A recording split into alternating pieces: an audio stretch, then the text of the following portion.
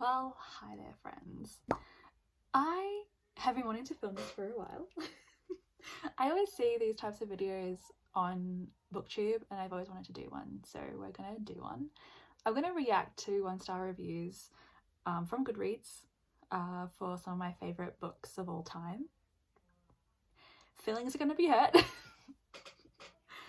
But like, I feel like I can take criticism. I mean, I am in academia, so I feel like I've been training all of my academic career for this moment. But I'm going to start recording my screen so I can show you the books that I'm thinking of doing. I don't know if we'll go through all of them, but I just off the top of my head wrote some down. Okay, hopefully you can see that now. I have like 8 books. So I've obviously done The Secret History by Tartt.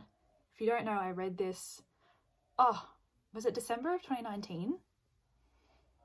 Or was it December of 2020? It was relatively recently in the grand scheme of things. And this fundamentally changed something in my soul. I love this book. I have a blog post where I reviewed, more like gushed, about this book, which I'll leave linked down below, which still gets like, still get emails about that review. Most of the time it's people like disagreeing with my viewpoint, but it's all about having a conversation, so I don't really mind. I like reading what other people have to say. But The Secret History, one of my favorite books of all time. I've been trying to get my mum to read this, but she still hasn't. How dare you, mother? If you're watching this, you need to read The Secret History. I then had Karenina by Tolstoy because, duh, that book again changed something in my soul. I read it in 2020. It was an incredible experience and I never shut up about it. I then have Nightbitch by Yoder. I love this book. I fucking love this book. I still think about this book. I very rarely do I write quotes down for the books that I read, but I wrote like pages of quotes from this book.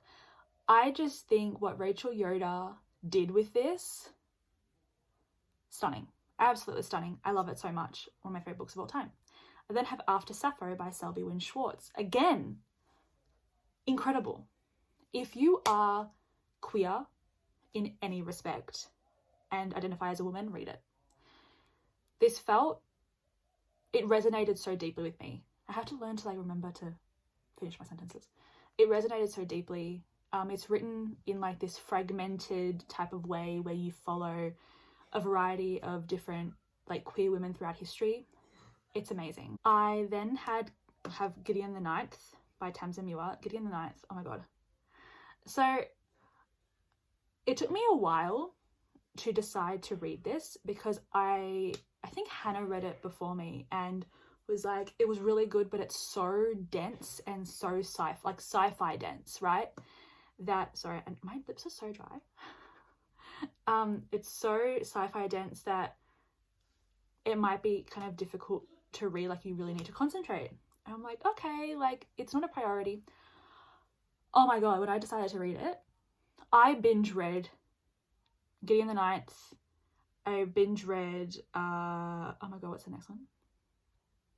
Harrow the Ninth and No the Ninth. I binge read them. I am still waiting Electro the Ninth. It was supposed to come out in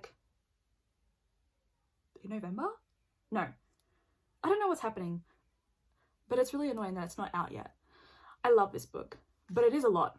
The next one is Mrs. Dalloway by Virginia Woolf. Virginia Woolf is one of my favorite authors of all time. And if I had to choose, would it be Mrs. Dalloway? I think it would be Mrs. Dalloway and Orlando. They're very, very on the same level for me. But Mrs. Dalloway has something I don't know. When I think of Virginia Woolf, I think of Mrs. Dalloway. And I love it. And I love her. I then have War and Peace, which is a given. I love War and Peace and Anna Karenina. I think for me, they're the 2 classics that are just cemented in my soul as pieces of literature that really did something to me. That's why it's here.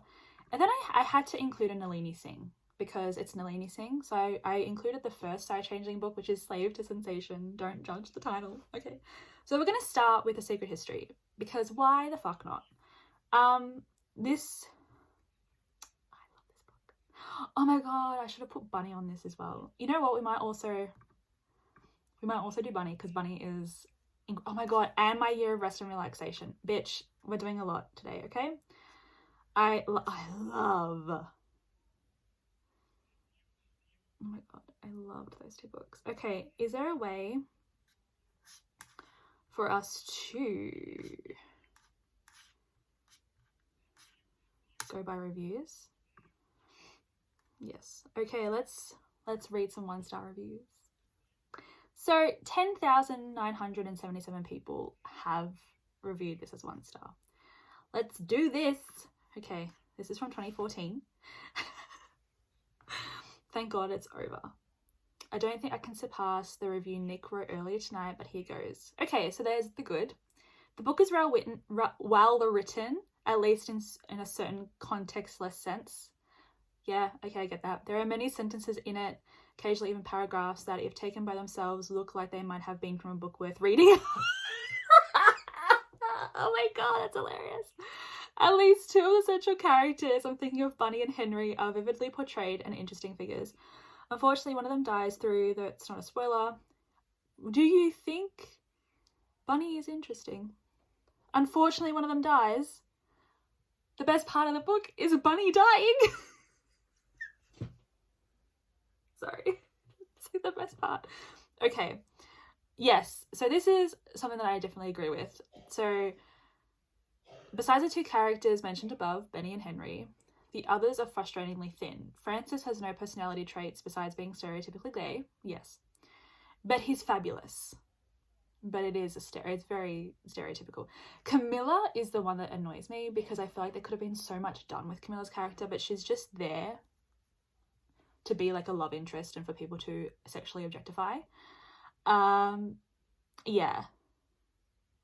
So this is, Julian, the charismatic professor who teaches Greek to the central characters, exerts a supposedly profound influence on their worldviews, but barely seems to exist in the story itself, which I think is the point, because he's barely being there, but he has such a profound effect on them, is the point, you know? I feel like that's a very deliberate decision made by Donna Tartt, because like he must therefore be incredibly, like, profoundly, viscerally effective if he's only there like 25% of the book.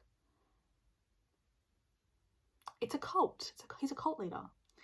The story's climax occurs around halfway through, and the remaining 250 pages are devoted to an absurdly long series of tacky soap opera plot lines that appear and then disappear every 20 pages.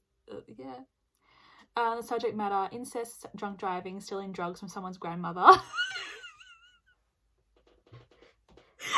love how they have the exclamation mark after stealing drugs from someone's grandmother, but not the incest or drunk driving.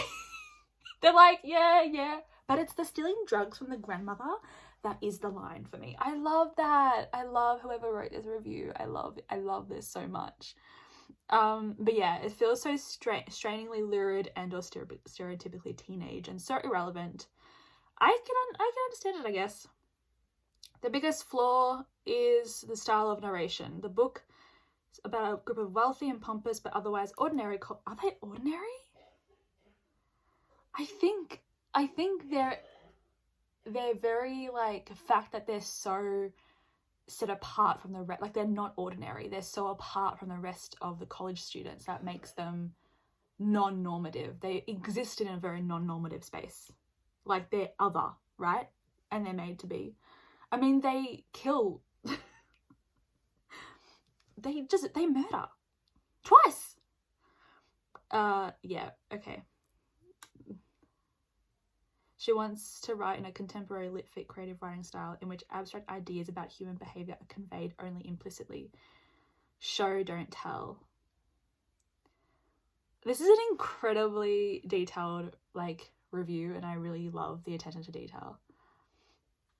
Yeah, No, but like, definitely get it.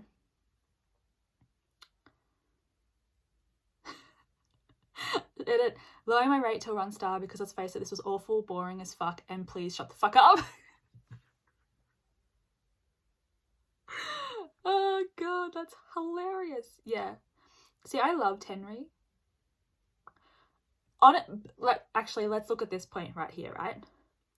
So, I still can't believe that Donna Tartt decided to put Richard as the MC or even imagined him at all. This motherfucker was boring as hell. Richard is boring in comparison. He is. But I think, for me, I really enjoyed, like, his blandness in contrast to the non-blandness of the rest of the characters. I think it was just funny. Load of pretentious bum poo. Oh my god. I love that. I need that on a t-shirt. I love that. DNF. I don't know what this book is. I don't know what that is. I may know something along that. I think I'm just not smart enough. Well, I have a degree in English literature and I think this novel is trash. You're valid, babe. I love shit like this. So I wanted to do the secret history because, like, majority of the criticisms I agree with, but I just still fucking love it, you know? Let's do the next one. Oh, let's read at least one from Bunny. Oh my god, please. This is whack. This is wackadoodle.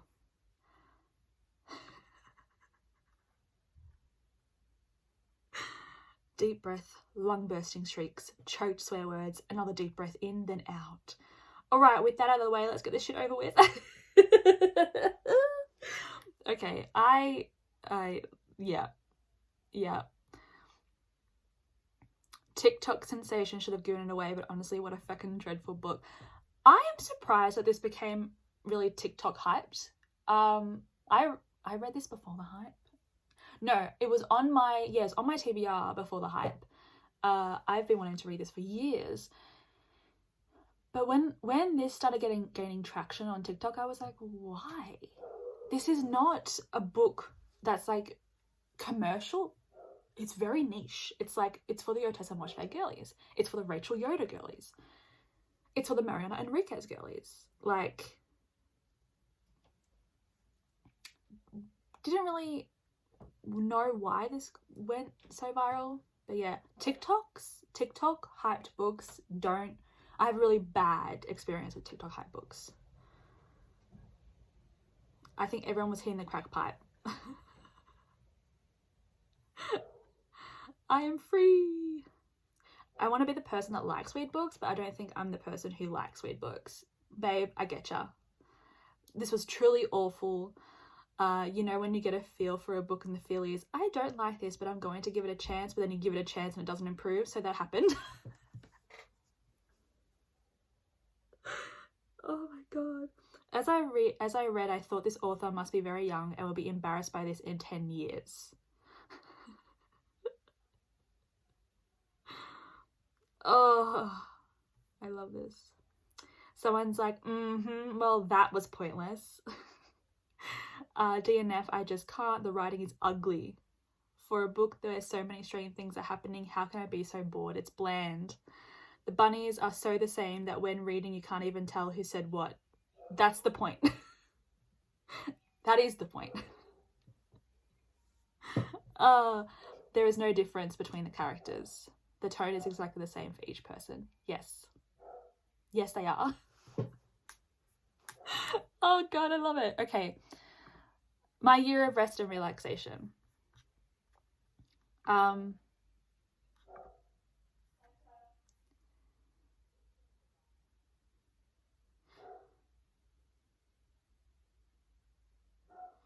So this one is like a weird, disturbing... I was expecting something like You Too Can Have a Body Like Mine. A weird, disturbing book about a young woman dissociating from modern society. I'm going to put that on my list. Instead I got 300 pages of vapid bullshit that seems unreasonably proud of itself.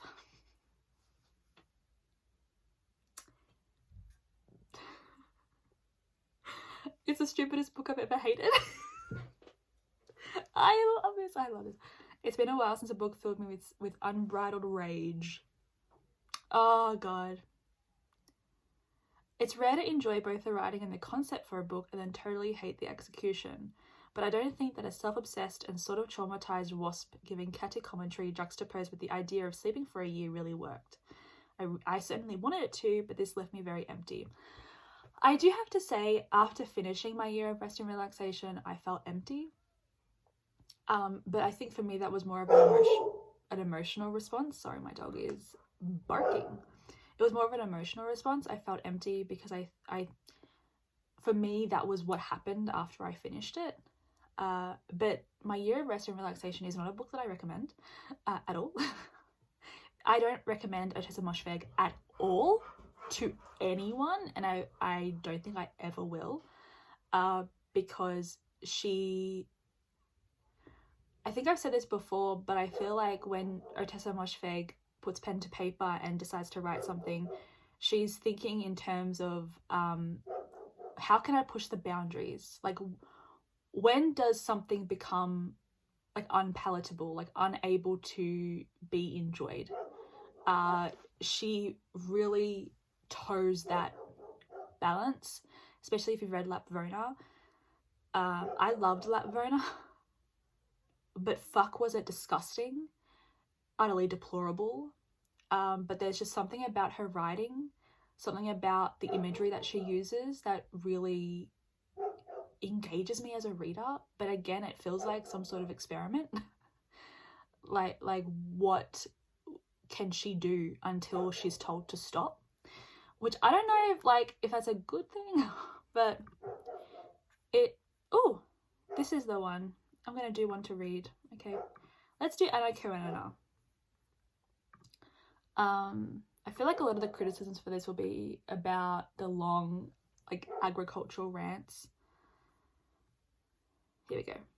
I tried so hard, but I give up. Each and every Tolstoy story, on top of making me annoyed and exasperated, bores me to tears. When I come across critics and reviewers singing praise to him, my ass starts to roll involuntarily. Let's just put this down a little bit. That's the sort of effect the sound of Tolstoy's name, a casual mention of his work, and unlocked memories of reading his biography produced in me. Tolstoy certainly didn't practice what he preached. It's about his wife, isn't it? Yeah, he treated her like absolute shit, didn't he? And didn't she write, was it Anna Karenina or War and Peace or both, where it was like literally her idea and he just took it? Like, if he was still alive, fuck that guy. We can still fuck him. Like, not, you know what I mean? When the Russian elite first read this ideal to their vanity, they must have fallen headlong onto the reflecting pool right after Narcissus. Oh my god. For now, you see, not only are they rich and powerful, but according to Tolstoy, they're also supremely virtuous. The theme of this book does the trick. The author paints on a sprawling canvas. This theme handcuffs the plot, which is admiring homage to God, family, and class. He tends to spell it out for us in case we didn't get it the first time, which is his message.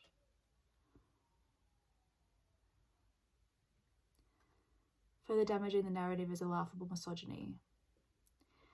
There is misogyny in most classics, so it's an unfortunate byproduct of their context.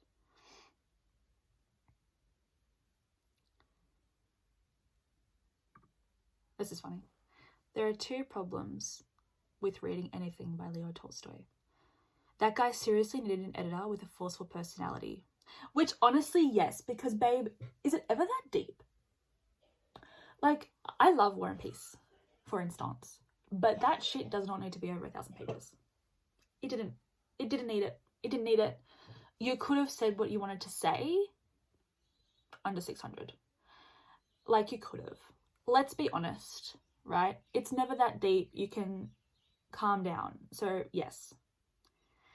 And number two, it's nearly impossible to keep the characters apart because they all have something like 10 different names depending on the situation and social setting.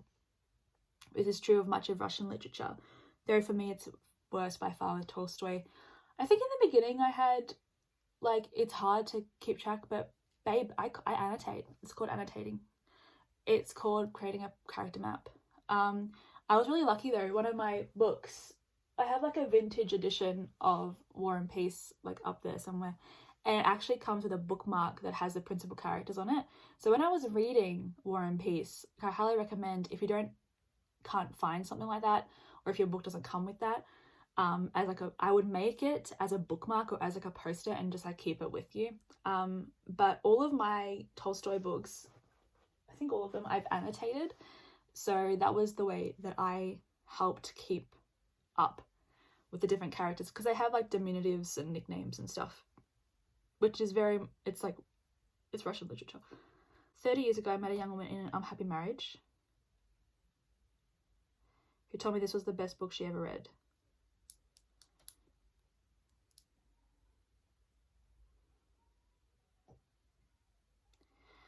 I tried to read it, I really did. I got through about 1/4 of this voluminous novel about the adulterous affair of a pampered member of the aristocracy who falls for a younger aristocrat. But I couldn't get through any more than 25% of it, and that was a slog. I hated Anna. I hated her ineffectual husband. I hated Count Vronsky. I hated Princess Kitty. I hated Kitty's entire superficial family. I hated Levin. Really, if you read Anna Karenina, the Russian Revolution makes total sense. I think this reviewer actually it's a really interesting point, because it's like, do you not realize where you're living in, like your context to these characters, like you're the problem. And I wonder if like that was was that a deliberate choice maybe by Tolstoy, like to show how selfish these people can be. Like I didn't read, so I read Anna Karenina as like Anna herself is a very unlikable character, and like that entire plot line is like Vronsky and stuff. I don't think we're necessarily meant to love that entire plot line. I didn't necessarily love Anna. I found Levin to be the main character of the story. I think Anna Karenina is the titular character because it's about how she affects people and how her existence kind of ripples across and creates an impact, direct or indirect, to a variety of people. But yeah, like, yes, it's a very superficial theatre that is the aristocracy. And I have always thought maybe that was not the point, but like that was a theme of the book. But yeah, like rich people, man. That's why people say eat the rich. Eat the rich. But yeah, I get it. Let's do Nightbitch, because this is gonna be funny. What did I just read? I should have known simply from the book cover. Bizarre. Yeah, this is, again, don't know if I would recommend this book, because it was fucking ridiculous. So this person says that this is one of the strangest stories they've ever read. I cannot recommend it to friends. Yep. Perhaps not even foes. Yep. I'm sure there are those more artistically inclined with open minds who will enjoy this. There are gruesome portions. Animal lovers beware. This person likens it to strange contemporary art, which is a really good way of looking at Nightbitch, actually. The author is a screenwriter, and I'm pretty sure the movie's being filmed already, actually. I think, is it Amy Adams or someone is the main character.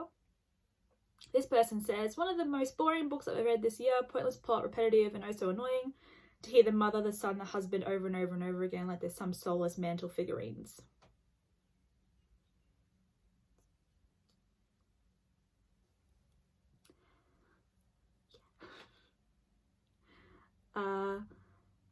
a lot of people being disappointed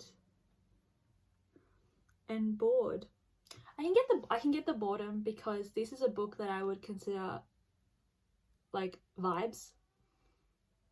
There is some sort of plot, but you have to squint a little and like tilt your head to the right to see it. It's a very abstract book. If you've read Sheila Heti's Pure Colour, that's the type of abstract, hazy plot that I'm talking about. And you could also consider it similarly in the sense that they're exploring two things. Like Sheila Heti's Pure Colour is exploring grief and depression. Nightbitch is exploring motherhood and identity. So yeah, it's very much introspective, but also like this idea of like a rabid woman and like a woman being completely stripped of what it means to be civilized. So I get it. It is boring if you don't really want to read that sort of stuff. I don't know, I'm just like a sucker for weird books, but also for books that explore that sort of stuff, like motherhood, identity, just your position in society. I don't know, it's something that I personally enjoy reading. If I read Nightbitch though, I feel like pre-2020 would have hated it. Okay, let's read the reviews for After Sappho. I think the reviews for this would mostly be like, this should have been like a historical reference text, like a biography or something, and not a fiction novel. So here it says, so sad that I did not get this at all. The narrative is based on real sapphic women in a fiction style, but it just read like non-fiction. Yeah. There was no charm or spirit to the style of writing, and I agree with another review I read on here comparing it to reading various Wikipedia pages on these women. Oh, that's a bit sad to say. I would have preferred this to be non-fiction. Yeah. I persisted because the audiobook is on Storytel, but the narrative could honestly not hold my attention, and I don't remember half the story. I remember reading it thinking, why is this fiction? Like, this should be non-fiction. But I think why it's technically defined as fiction is because the author has taken some creative license with like the actual lives of these women. I'm not too sure. She did, or is it like a creative biography, like a creative, you know how there's like creative non-fiction works and creative memoirs and stuff like that. I have a feeling the author wanted to do it like non-fiction style, but just ended up not. But yeah, I think though that there is a charm to it, and I think what makes it different to like reading Wikipedia pages on these women is that it kind of feels like a flow. It feels like there's a flow to it. And I really enjoyed that narrative flow. I enjoyed the fragmented nature of it because it felt like we were going in and out of these women's lives. And it just felt cool. It felt really cool. And I, again, resonated very deeply with this book. This one says, this book was less of a story and more of a poorly told lecture about the spotty experiences of a smattering of women told in intermittent form. And it was less a story as just a set of things they supposedly couldn't do. As someone who actually teaches gender and feminism at the university level, this just read like rectitude as opposed to a story. As opposed? And then someone said, I felt this book was too intellectual with too much academia and not enough feeling. Not a book to read if you are looking for a story. It's hard work to read as it's little snippets jumping around, and after a glass of wine it was hopeless to follow. Facts. Interesting. again, like, I understand it though. I understand it. I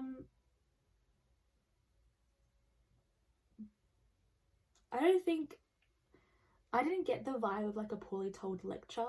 I get that vibe from Maggie Nelson, with her like her most recent, what was it called? On freedom. That felt like a poorly told lecture, right? After Sappho, I felt there was emotion to it. I cried like throughout it. But again, I feel like it's just, reading is so subjective, and maybe if I was to reread it, I wouldn't have such like an intense reaction to it. But I really loved it. But I get it. Let's do Gideon the Ninth, because my throat is starting to hurt. So I might do Gideon the Ninth and then Slave to Sensation. My disappointment is immeasurable and my day is ruined. Oh, you poor thing. So this person is saying that they're not like a big science fiction fan, but the book is so highly rated that I decided to give it a try. But they found the writing style and characters to be abysmal. The world building is extremely shallow, which was frustrating. And then there are several other houses, but these characters don't get much depth. Gideon herself is most certainly my top 3 least favourite characters in fantasy that I've ever read. While she has a compelling backstory that gets revelations later in the book, her personality can best be described as extremely edgy teenager. She is an extremely edgy teenager with a huge chip on her shoulder, and so snarky, and I love her. Yeah, everything she says is either sarcastic, full of contempt, trying to be too cool, or some combination of the above, which is true. Like, this reviewer literally hit the nail in the coffin, but I fucking love her. I love Gideon. She's so ridiculous. This is a DNF. In December, I stopped reading, with my thoughts being that I was intrigued by the story, but the writing was not for me. Very heavy-handed. Yeah, the writing did not change. It is very dense. Like, I'm not joking. Like, when I say it's dense, I'm not joking. With me, I found really early on that I didn't have to understand the ins and outs and intricacies of this world, because the way that this is written, you don't, like, the world building is very exponential. Like, it grows. It's like the narrator is withholding a lot of information, and only when they decide to give it to you do you receive the necessary information to make theories, right? So that's what it felt like. And so it came to a point where you just read and you just like vibe it. Like, that's what I had to do, instead of trying to analyze what the fuck was going on, because that wasn't fun for me. So I just vibed it, and it was the best thing ever, because it's amazing. It's amazing. So then we have, it was a complete letdown. Life is too short to waste on books that you aren't vibing with. Hell yeah. Sell that on a tote bag. So the hype machine was real. Oh, yeah. And it was feeling like an angsty CW show that is trying wicked hard to be edgy. I'm edgy McEdgerson, look at how edgy I am. I love snarky, sarcastic, moody characters, points to self, hello. However, I just couldn't deal with Gideon's voice. It felt incredibly YA to me, which is nothing wrong with that, but I'm not into it. She annoyed me. Yeah, she can be. She grinds gears, but I found her hilarious. I found her hilarious. I fucking loved it. Oh, I also saw, like, there's a lot of, like, the thing was, you know, lesbian necromancers in space. That's very minimal. Very minimal. Like, don't read it because you think it's going to be a queer romance, because it's not. But yeah, this sucked ass. Very straight to the point. Love that for you. I love this book so much until the 70% mark. Yeah. I agree. with everything that people say. We're not going to do this one because I am looking at the time. Let's just do Nalini Singh.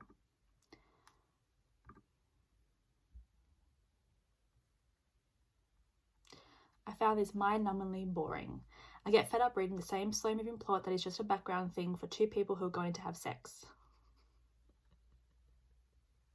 Lucas is a typical, hey babe, I'm a monster who makes sexual comments all the time and yum yum, I could eat you up and I want into your pants kind of guy.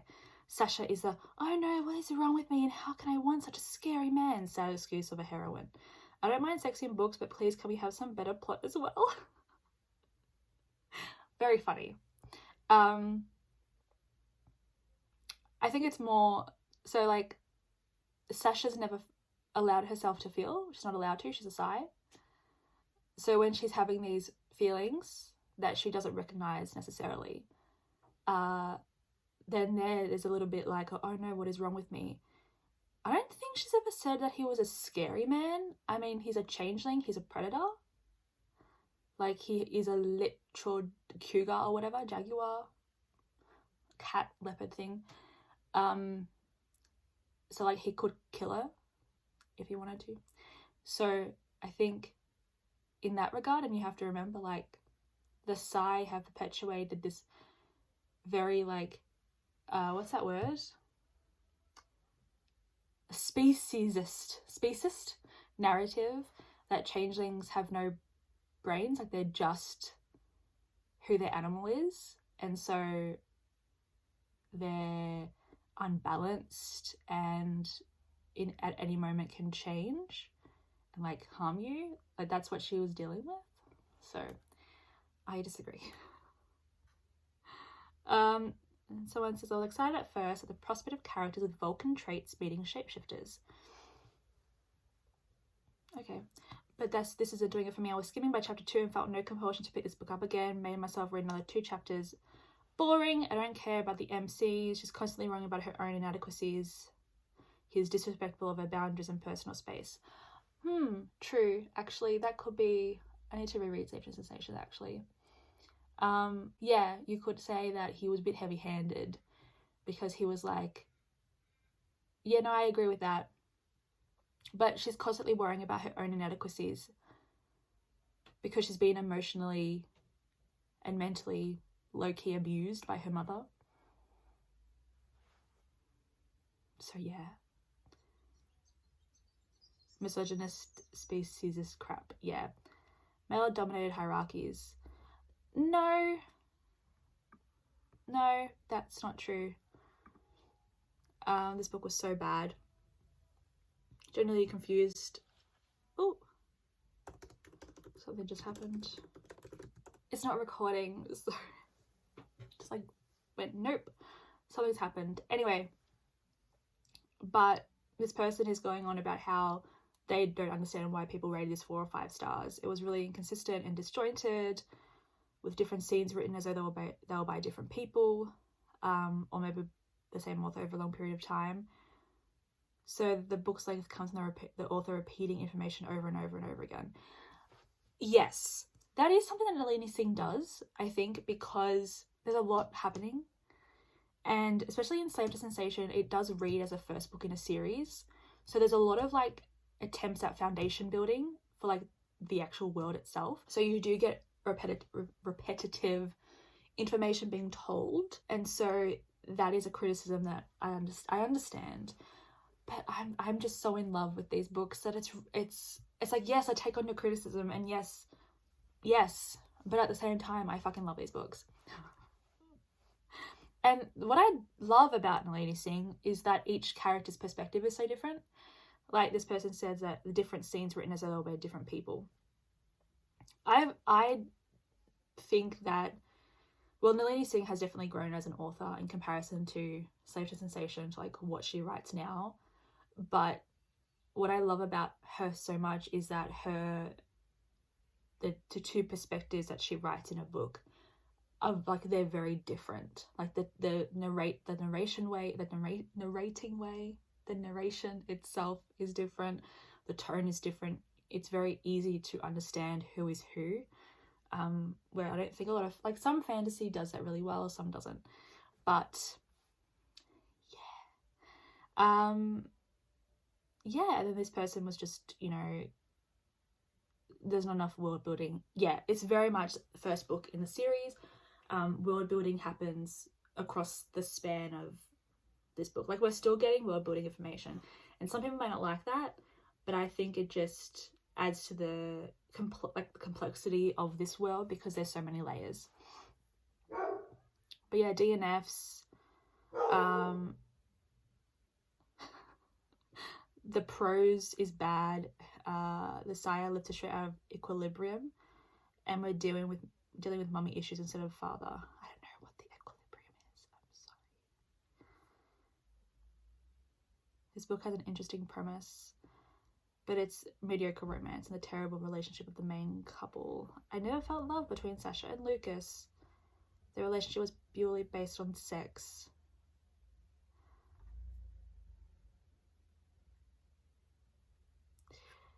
And it is very tropey as well. I think Nalini Singh was definitely writing within the era of this type of book, paranormal romance book that was happening. So it is a very similar type of story. But I love the series. I love it. I love it so much. That was fun. I've always remember that, like, no hate to anyone. This is just a bit of fun because we like having fun on this channel. And honestly, yes, like, I am someone who very much can agree. Like, I can see what these 1-star reviews are saying, and I understand. So I hope there's no hard feelings. If I've reacted to your review, I apologize. I didn't mean any harm. But yeah, that was really fun. I feel like maybe the next time I want to do this, I'm going to read 5-star reviews of books that I really didn't like. I think that would be really fun. What do you think? I think that would be fun. But anyway, thank you for being on this journey with me. I really appreciate it. I really appreciate you. I don't know. Make sure you're subscribed if you want to. And as always, I will see you next week. I hope you have a fantabulous day. As always, take care, stay safe, and happy reading, friends. Bye.